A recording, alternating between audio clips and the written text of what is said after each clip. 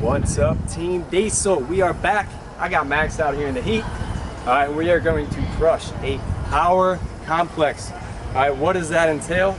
It entails some jumping, it entails some throwing, it entails the hinge position, which is our power position. We usually do these exercises before we actually hit our strength blocks, in between a nice active dynamic warm-up. Maybe we do some mobility stability work, and then we start moving fast. So that's what we're going to do today. We're going to show you a phase one where we start with our beginners or our newer athletes, and then we go into, we'll show you a couple of areas to make it more specific to throwing athletes, rotational athletes, and maybe how to progress them yourself. So first exercise we're going to do is right here. We're going to go box jump. All right. So a typical box jumps, everyone's seen it, it's been around forever, all right? But the whole important reason why we box jump is the power position of the hips, all right? Bilateral movement, we're moving both legs, all right? So what is the power position? Let's talk about it. Everyone's like, oh, athletic base. I remember my coach saying that. What is the athletic base? That means feet underneath your hips, all right? Why do we do that? Because it stacks our joints correctly. All right, if we're too out wide, how are we gonna push back? If we're too close, it's hard to use the insides of the feet. So we want to be right underneath our hips because we want to be able to feel the ground. The ground is our ability to launch power off of. So Max is doing a great job. All right, we teach guys to have our feet straight ahead. That's going to work more of our internal rotators of the body. All right, because a lot of times we walk like this. All right, eventually we're not very good this way, and a lot of our rotational sports are that way. So we'll train a lot of our athletes to do things straight ahead. But eventually, once they get good there, we might let them open up slightly. But for today's purposes, phase one, let's challenge them to go feet straight ahead. All right, their width is right underneath the hips, and then all he's going to do, let's just get into the power position so the hands are going to go up, and then they're going to come down, and Max is going to hang out there for a second. Boom. All right, look at this from the angle there. You kind of have a slight knee over the ankle, which is great. You're going to have that positioning because you're going that way. Our positioning is going there. All right, so you see that good position here. The hinge position, this is the power position. The hips are back. All right, think of punching. If I want to punch somebody hard, I'm not going to punch here. I'm going to go here and boom. Same thing. Your hips are the fist. Boom. All right. So from there, we're not going to usually hold it. So relax. Come up. Good. Because you only have so much stored power and energy in the system. So let's just go here. So we're actually going to let Max let it rip. So all right, Max, all you're going to do is come up, athletic base. Come here, drop, and attack. Come on up. Good. All right. He landed soft. Pretty soft. All right. Hold on there for a second before you jump into that decel. The landing on two legs. All right. Hips go back. So you extend the hips. So the hip hinge is the extension of the hips, and then when you land, you go back into hip flexion, which is right there, because the hips are going to help us decelerate and produce the power. All right, we're always going to work a little extra deceleration because we all can use it. So he's just going to kind of step off and think, hips back, boom. All right, and how did he land? If you were to slow motion that thing, you went heel, toe, hips. So it's heel, toe, hips. All right, good, Max. Let's show him one more. All right, good. Max, use the efficient way, just turn and go the other way. I like that. Hands off, good. Step off. Fabulous. All right, so Max has mastered that. He's done this. We usually have our athletes do it for 2 or 3 weeks, and then we'll phase them up in the next phase. All right, so let's make this harder, Max. So maybe we'll jump off 2 the same, and then we'll land on 1. All right, so now we're changing the deceleration stimulus, which is really going to help a lot of our athletes limit injuries. Good. All right, and you can catch their compensation. We'll still land on 2. Great. All right, so how'd that feel, Max? All right? Good. Good. Let's see how the left one is, because you can see sometimes athletes will see disparity. Like one leg will be great, one won't be. Well, now we'll know where we need to attack. Great. Boom. Phenomenal. Last but not least, so that was great. That would be like a phase 2. We're going single leg. Now, if we want to do it for rotational athletes, throwing athletes, well, how do we add a rotational component, Max? Let's rotate. All right, so let's work the transverse plane. All right, so now Max is smart. So now he's going to have to, instead of driving this way, he's going to be driving in, outside edge, inside edge, and he's going to be still driving the hips back because that's how we get power. Hips going back. Here we go. Let's see it. Great. Good. Step it off. Let's go the other way. Good. All right, we'll go the other way. Here we go. You see that positioning, and we're stable. Good. Decel off. So that's the box jump, guys. You see there's a lot of ways to do it. But again, at the end of the day, phase 1, just master the ability to get your hips in the power position, land them really nice and soft, work the decel. Phase 2, we might go single leg. And then once we get into phase 3, that's when we really can do whatever the athlete wants to do specifically. That's when we hammer them with the individual work. In Max's case, he's trying to get better at golf, so we put some rotational work in. All right, good. Exercise number 2 of this block. All right, so that's the box jump. And all these exercises, again, we usually do 2 rounds, 2 to 3 rounds of anywhere Power exercises, we're looking at 4 to 6 reps usually, because we only have so much we can do, and we're looking for max effort power. If you want to get faster, if you want to throw harder, like sometimes you got to throw hard, you got to do it. All right, that's how you train the stimulus and you get the response. So, box jump, crushed it. All right, great. Now we're gonna go a med ball overhead throw. All right, I don't think people spend enough time overhead. All right, but we got to make sure before our athletes do that, we always screen them and assess them. If they can't lift their hands overhead without breaking at the core like this, well, they probably won't do this exercise. All right, they won't go overhead until they can. But Max already screened out. All right, so you can do this position from a kneeling if you wanted to.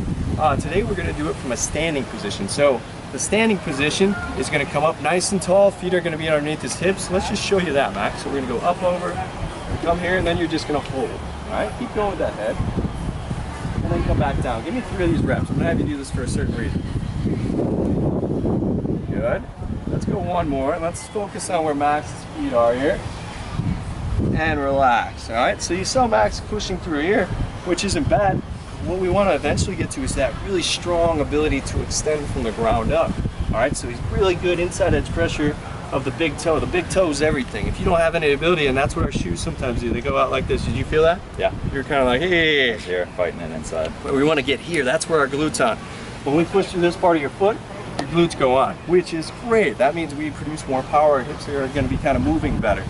So that's a big part of this overhead throw. It's getting up, but really feeling the glutes and everything engaged. So as you go up this time, Max, I want you to overemphasize the tuck of the pelvis, all right? I think really good pressure on your big toe, especially right here. You can see how he's kind of arched. Let's put it a little more in. Good. Put a nail right here, put a nail right here. Good, now drop and rub. All right, core strong. Good, you got higher, right? Yeah. So that extra range, relax, that's power, that's the punch. Here, here. And all he did was create some canister stability, put some impact positions from the ground, and then his hips work better. This is great.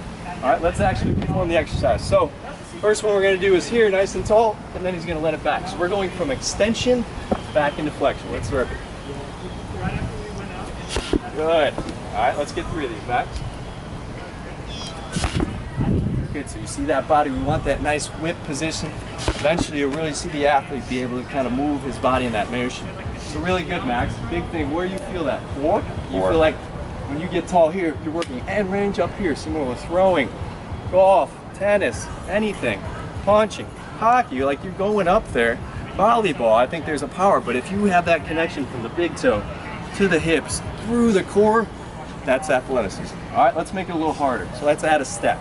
All right, now we're gonna work a weight transfer. So he's gonna come here, and land control. Show me 1 each.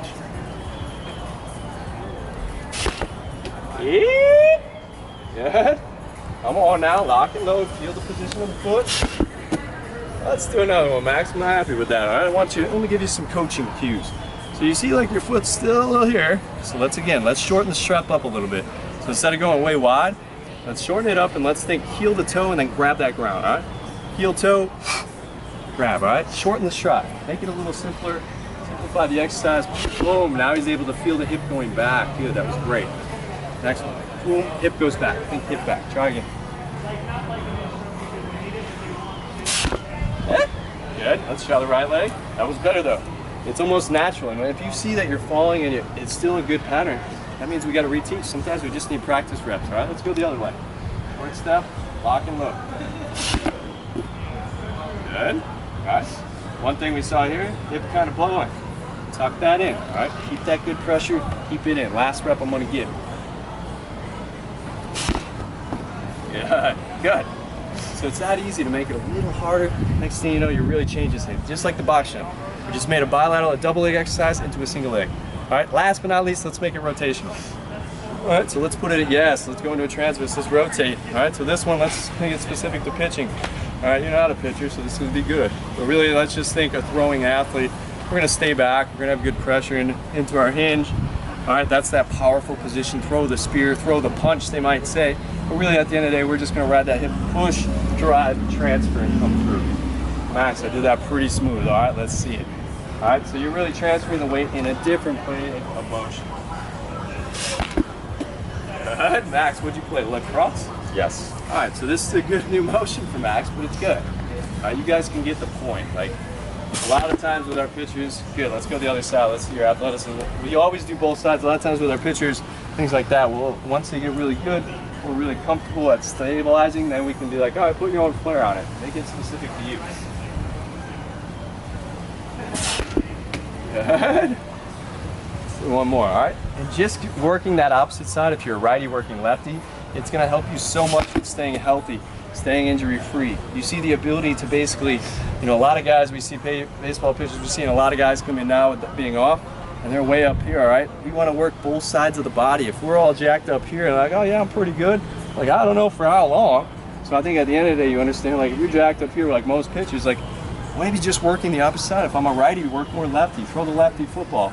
Rotational throws left-handed, like hit left-handed, golf left-handed.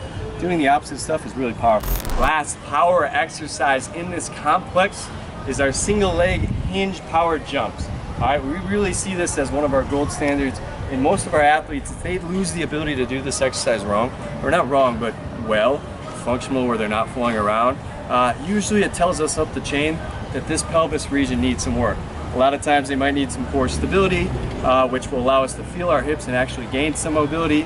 A lot of times if they've been traveling a lot, what happens here? We sit a lot, next thing you know we go to stand up and our hips like this. Like, oh yeah, I'm pretty good. And then you go to do this and you're like, so a lot of times we gotta work on getting that good positioning of that core. And then the only way these hips are gonna move really well like this is if everything's balanced out. It's not like everyone comes to us like, oh, I got tight hip flexors. Now, bro, you might be tight here, but it's not because your hip flexors need to be stretched. Because your body, your position's out of alignment. Like you got compensations going on. So what we do is a lot of series of like, we move, we activate, we stabilize, we jump, like, and eventually things start to balance out. So think of this as like the phase one for us, but it's really important for our athletes. So Max is gonna go left leg into that hinge power jump. Remember the hinge goes back, joint stack, hold, knees over the ankle, boom. Give me some pressure here. Max is gonna work on it this week. All right, and we call that back foot kickstand. So if we needed to, it's almost a light touch, and then we explode from there. All right, so Max, let's go up from the start. This is our start position, touch, and then react. And we'll talk about the decel. Good, so you see Max is going from a flexed hip to an extended hip. Here we go. Boom, catching it strong. And hold, good. Core position strong. And again, if you were good enough, not good enough, but if you were advanced to where like, all right, I'm feeling pretty confident, I'm feeling pretty stable, let's lift that kickstand up, Max. Let's show you what they got. Good, so now he's got to stabilize on his own and rock. Good, not bad. Good, so now we're gonna come back going the opposite, next leg with the opposite leg. Let's show him that kickstand variation. So again, one thing we didn't talk about down here is the opposite arm, opposite leg, all right? This is that opposite, come back up here. And then just show them that sling, all right? These are called slings, all right? Your body's opposite. We have connective tissue here, boom, boom, boom.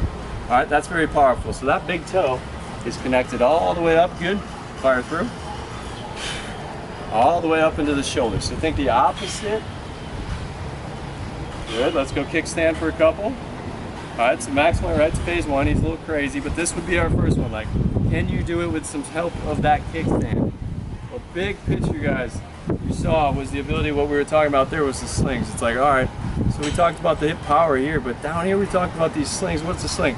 Well, we're not gonna get into too much with it, but I think there's very important because their ability for how our body's connected. And some people believe it, some people don't. I think it's pretty powerful. So what we were saying down there, big toe connected all the way up to the opposite index finger. A lot of our pitchers, I'm like, hey, these are great exercises, things like that. Hinge going here, because that's how you're gonna release and throw and transfer. So big picture, this is our single leg power jumps. Obviously do both legs. If you wanted to make it more multi-directional or transverse, Max, how do we do? Face this way, and boom, now where we're at. We're multi-directional, we're working our rotational, we're specific to rotational athletes. So again, now with Max, let's just do a couple each leg. He's gonna work right outside edge. So he's gonna drive off the outside edge of his foot, hinging back, because that's how we get our power, and then he's gonna land strong. Good, and let's just go back the other way. Now we're working inside edge pressure of that right foot, so it's the opposite. Good, going back. That's as if we're driving off a mound, right-handed golfer. Good, relax, and then we would obviously switch and go the other way. Good, so now he's going, yep, you're there, that's fine. Inside edge left foot, good, hinge going back. Good, and then edge push. If we're working the outside edge, it's outside edge catch. and then you have that ability to inside edge pressure cool. So I think big picture, you saw some power work that we do here at Diesel, and you saw kind of how we do it.